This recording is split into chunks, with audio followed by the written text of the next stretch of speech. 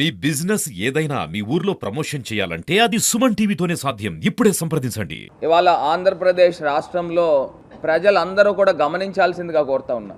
ఇది నేను కేవలం అవ్వాతాతల గురించి లేకపోతే దివ్యాంగుల్ని ఉద్దేశించి మాట్లాడట్లా.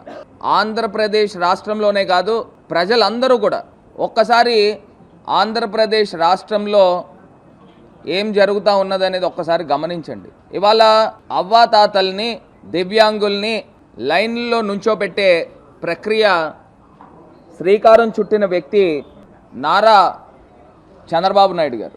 ఆంధ్రప్రదేశ్ రాష్ట్రంలో ఎలక్షన్ కమిషన్కి స్వయాన ఈ చంద్రబాబు నాయుడు గారు కుట్ర పన్ని ఇవాళ ఎలక్షన్ కమిషన్ ద్వారా వాలంటీర్లని ఉపయోగించకుండా, వాలంటీర్లతో ఏ రకమైన ప్రమేయం లేకోకుండా, పెన్షన్స్ ఇంటికి ఇవ్వనివ్వకోకుండా వాళ్ళని లైన్లో నుంచోబెట్టే ప్రక్రియ ప్రారంభించారు.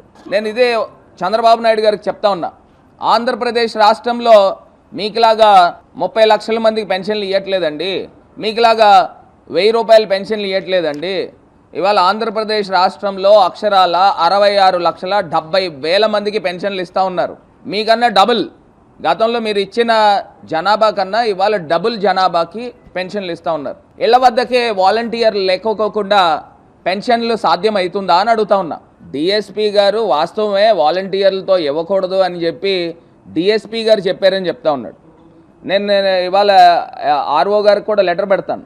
ఏ డిఎస్పీ గారు చెప్పారు వాలంటీర్లతో ఇవ్వకూడదు వాస్తవమే అని ఇతనితో ఏకీభవించిన డిఎస్పీ గారు ఎవరో ఆ వీడియో ఫుటేజ్ కూడా, ఎందుకంటే రికార్డెడ్ ఉంటుంది, ఎందుకంటే ఆర్ఓ మీటింగ్ పెడితే అది కూడా లెటర్ పెట్టి ఆ వీడియో ఫుటేజ్ కూడా బయటికి పెట్టాలని చెప్తాను. ఇది కాకుండా ఈ ప్రబుద్ధుడు చెప్తా ఉన్నాడు, ఒక రకంగా చెప్పాలంటే ఆటలో అట్టుపండ్లు అంటాడు.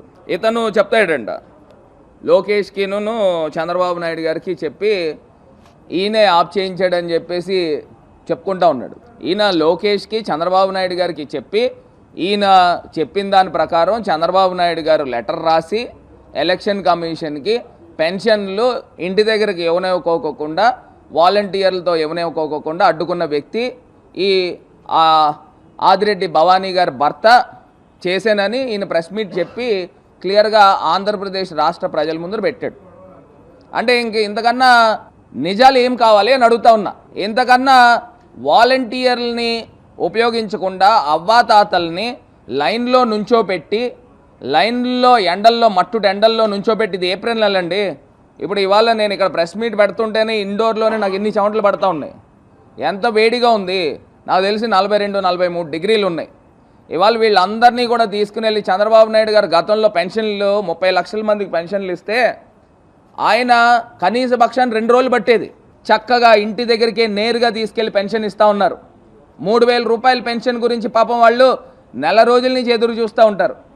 అలాంటిది ఇవ్వనివ్వకుండా చేసిన వ్యక్తి ఈ చంద్రబాబు నాయుడు అండ్ బ్యాచ్.